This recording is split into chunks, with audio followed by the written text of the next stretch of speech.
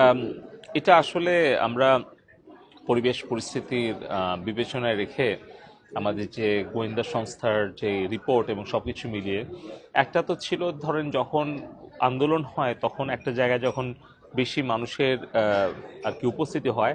তখন কিন্তু টেকনোলজির একটা প্রবলেম তৈরি হয়। কিন্তু বর্তমানে আমরা খেয়াল করছি, যখন আমরা লক্ষ্য করলাম যে এই সোশ্যাল মিডিয়াটাকে প্ল্যাটফর্মটাকে ব্যবহার করে গুজব, মিথ্যা অপপ্রচার করাটাকে একটা অস্ত্র হিসাবে বেছে নিয়েছে একটা গোষ্ঠী, এবং শুধু দেশের ভেতরে না দেশের বাইরে থেকে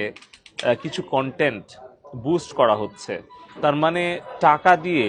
মিথ্যা খবরটা সবার কাছে পৌঁছে দেওয়ার যে অপকৌশল বা ষড়যন্ত্র, এটা আমরা যখন দেখছি তথ্য উপাত্ত এবং গোয়েন্দা সংস্থার সকল বিশ্লেষণ, তখন আমরা মনে করেছি